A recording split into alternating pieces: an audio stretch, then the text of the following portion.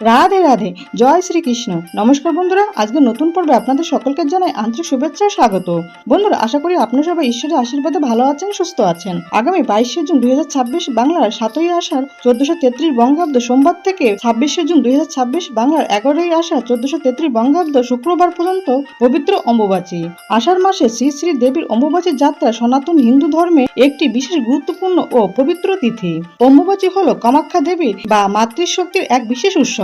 এটি মূলত কামরূপ বা অসমের গুয়াহাটির কামাখ্যা মন্দির কেন্দ্রিক একটি উৎসব। অম্বু মানে জল বা রস এবং বাচী মানে কথা বলা বা প্রকাশ করা, অর্থাৎ অম্বুবাচী হলো সেই সময় যখন পৃথিবী বা ধরিত্রী মাতা নিজেই নিজের সৃষ্টি ক্ষমতা প্রকাশ করেন। এই সময় ধরিত্রী মাতা বা কামাখ্যা দেবী ঋতুমতী হন, অর্থাৎ তার রজস্রাব হয়। অম্বুবাচী চলাকালীন সময়ে খোরাখুরি বা কৃষিকাজ, বিয়ে, গৃহপ্রবেশ ইত্যাদি শুভ কাজ এবং পূজা অর্চনা ও ঘণ্টা বাজানো ইত্যাদি করতে নেই। অনেক ভক্ত এই সময় উপবাস করেন ও মনে মনে ভগবানের নাম সংকীর্তন করেন। কেউ কেউ এই সময় নিরামিষ আহার গ্রহণ করেন বা কেউ একবেলা আহার করেন। বন্ধুরা, যদি আমার চ্যানেলে নতুন হয়ে থাকেন, চ্যানেলটিকে সাবস্ক্রাইব করে পাশে থাকার অনুরোধ রইল। আর যারা ইতিমধ্যে আমার চ্যানেলটিকে সাবস্ক্রাইব করেছেন তাদেরকে জানাই অনেক অনেক ধন্যবাদ। আশা করি এই ভিডিওটি আপনাদের জন্য খুবই হেল্পফুল হবে। ভিডিওটির মূল পর্বে যাওয়ার আগে মা কামাখ্যা দেবীকে স্মরণ করে কমেন্ট বক্সে অবশ্যই লিখুন জয় মা কামাখ্যা দেবী। বন্ধুরা, আজকের পর্বের বিষয় হলো এই বছর অর্থাৎ 2026 সালের বাংলা 1433 বঙ্গাব্দে অম্বুবাচী কোন তারিখে ও কোন সময় থেকে শুরু হবে এবং কোন তারিখ ও কোন সময়ে অম্বুবাচী সমাপ্ত হবে তার পূর্ণাঙ্গ সময়সূচি জানবো পঞ্জিকা অনুযায়ী। অম্বুবাচী চলাকালীন সময়ে বাড়িতে সন্ধ্যা দেওয়া যাবে কি এবং শাক বাজানো যাবে কিনা জেনে নেব। অম্বুবাচী পালনের নিয়ম এবং কি করবেন কি খাবেন না, বিশেষ করে এই 5টি সবজি ভুলেও খাবেন না। এছাড়াও জেনে নেব এই সময় আম দুধ কবে খাবেন এবং কেন খেতে হয়। এর সঙ্গে আমরা জেনে নেব অম্বুবাচীর 3টি প্রাচীন ও শক্তিশালী উপায় বা টোটকা। এই সমস্ত কিছু জেনে নেব আজকের এই পর্ব থেকে। এই বছর অর্থাৎ 2026 সালে বাংলা 1433 বঙ্গাব্দে অম্বুবাচী প্রবৃত্তি অর্থাৎ শ্রী শ্রী দেবীর অম্বুবাচীর যাত্রা শুরু হচ্ছে 22শে জুন 2026 বাংলার 7ই আষাঢ় 1433 বঙ্গাব্দ সোমবার থেকে। শ্রী শ্রী দেবীর অম্বুবাচী যাত্রা শুরু হবে অর্থাৎ অম্বুবাচী আরম্ভ হবে 22শে জুন 2026 বাংলার 7ই আষাঢ় 1433 বঙ্গাব্দ সোমবার রাত 9:10 থেকে এবং অম্বুবাচী সমাপ্ত হবে 26শে জুন 2026 বাংলার 11ই আষাঢ় 1433 বঙ্গাব্দ শুক্রবার সকাল 9:33। বন্ধুরা, এই অম্বুবাচী পার্বণের পিছনে রয়েছে গভীর পৌরাণিক ইতিহাস। বিশেষ করে এটি মা কামাখ্যা দেবীর রূপের সঙ্গে সম্পর্কিত। এই কাহিনীর মূল সূচনা হয় মহাদেব শিব ও মা সীতার ইতিহাস থেকে। সীতা ছিলেন রাজা দক্ষের কন্যা এবং শিবের পত্নী। রাজা দক্ষ একবার একটি বিরাট যজ্ঞ আয়োজন করেন, কিন্তু শিবকে অপমান করার জন্য তাকে যজ্ঞে আমন্ত্রণ জানাননি।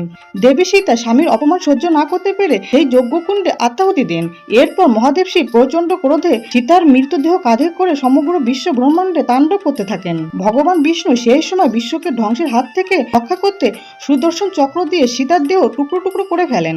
মা সীতার 51টি অঙ্গ ভারতের 51টি স্থানে পতিত হয়, যেখানে আজ শক্তিপীঠ রয়েছে। অসমের কামাখ্যা মন্দির হলো সীতার জনিবেশ দেশ পতনের স্থান, অর্থাৎ মাতৃশক্তির মূল কেন্দ্র। যেহেতু দেবী সীতার জনি বা মাতৃগর্ভে পতিত হয়, তাই এই স্থান নারীত্ব, উর্বরতা ও সৃষ্টির প্রতীক।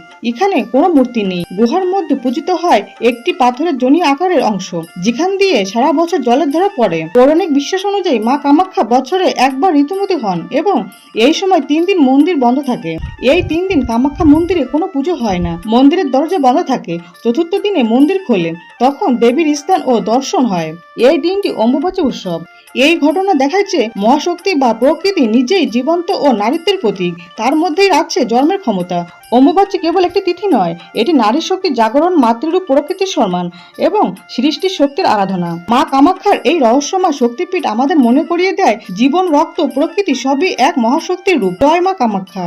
বন্ধুরা, অম্বুবাচীতে পরম পুরুষোত্তম ভগবান শ্রীকৃষ্ণের উদ্দেশ্যে যদি একটি মাত্র তুলসী পাতাও নিবেদন করা যায় তাহলে অশেষ পূর্ণ লাভ হয়। অন্যদিকে বিশ্বাস করা হয় যে ধরিত্রী মাতা এই সময় ঋতুমতী হন, তাই অম্বুবাচী চলাকালীন সময়ে কোনো মাটির কাজ, চাষাবাদ বা খনন কার্য ইত্যাদি করা হয় না।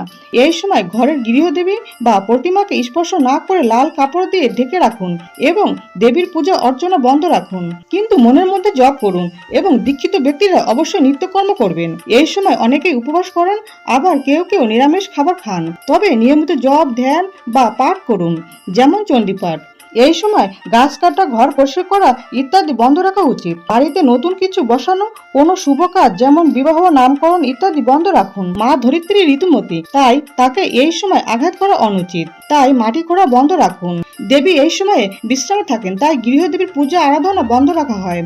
অম্বুবাচী চতুর্থ দিন অর্থাৎ বৃহস্পতিবারে দেবীর স্নান ও উৎসবের দিন। এই দিনটি অতি পবিত্র এবং কামাখ্যা মন্দির খুলে যায়। অনেক বাড়িতেও এই দিন উৎসব হয়। দেবীকে স্নান করিয়ে নতুন বস্ত্র পরানো হয়, ফুল, পান, সিঁদুর, ধূপ দিয়ে মহাপুজো করা হয়। চালের পায়েস এবং লাল ফল যেমন তরমুজ, আনারস ও নারকেল দিয়ে নৈবেদ্য দেওয়া হয়। কথিত আছে অম্বুবাচীর মধ্যে দুধ খেলে সাপের ভয় থাকে না। অম্বুবাচী চলাকালীন সময়ে বিধবা, ব্রাহ্মণ এবং যারা ব্রত পালন করবেন তারা এই সময় রান্না করা কোনো খাবার খাবেন না।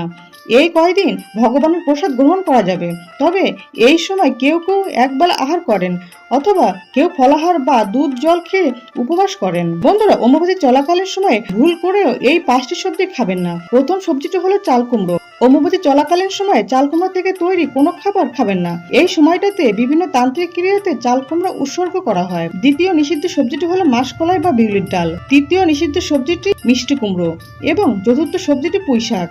এছাড়া এই অম্বুবাচী চলাকালীন সময়ের মধ্যে আমিষ খাবার যেমন মাছ, মাংস, ডিম, পেঁয়াজ, রসুন, মুসুরির ডাল ইত্যাদি তামসিক খাবার খাওয়া থেকে এড়িয়ে চলুন এবং ঘরোয়া নিরামিষ আহার গ্রহণ করুন। পঞ্চম নিষিদ্ধ সবজিটি হলো বেগুন। অনেকেই জানতে চান অম্বুবাচী চলাকালীন সময় বাড়ি থেকেই পুজো করা যাবে, সন্ধ্যা দেওয়া ও শাক বাজানো যাবে কি?